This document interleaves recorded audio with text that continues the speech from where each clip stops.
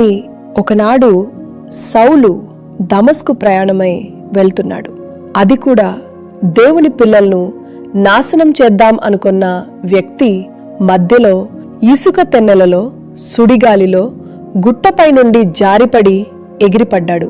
ఆ ధాటికి అందులో ఓ మెల్లని స్వరము వినిపించింది. సౌలా, సౌలా, నన్నేలా నీవు హింసించుచున్నావు అని. వెంటనే అతడు పైకి కనులెత్తి చూచాడు. దేవుని స్వరం విన్నాడు. తిరిగి లేచి మారు మనసు పొందాడు. ఆనాడు శోకగీతంలో ఉన్నాడు, నేడు స్తోత్రగీతంలో ఉన్నాడు. నాడు సాతాను దాసి అయిన వ్యక్తి నేడు క్రీస్తుకు సహవాసి అయినాడు. నాడు కత్తిపట్టిన చెయ్యి నేడు కలం పట్టి సువార్తను గొప్ప ప్రయాసతో దేవుని సువార్తను ప్రకటించాడు.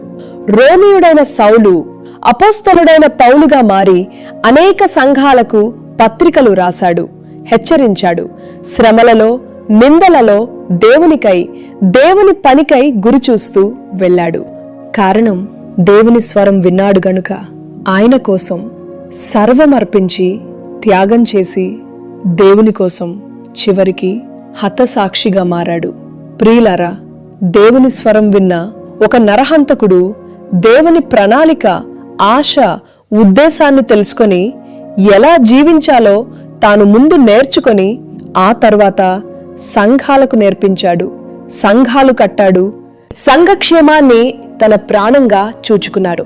నిజమే, నీవు ఇంతకు పూర్వము సౌలు లాంటి వాడవైతే నేడు క్రీస్తు నిన్ను పౌలుగా మార్చాలని కోరుకుంటున్నాడు. ఆయన నీతో మాట్లాడాలని. మరి నీవు నీ జీవితం ఎలా ఉంది? నాడు ప్రపంచాన్ని సృష్టించిన ఒక స్వరము ఈనాడు నిన్ను పిలుస్తుంది. ఇదిగో చూడు, నీకై నా ప్రాణం పెట్టాను అని.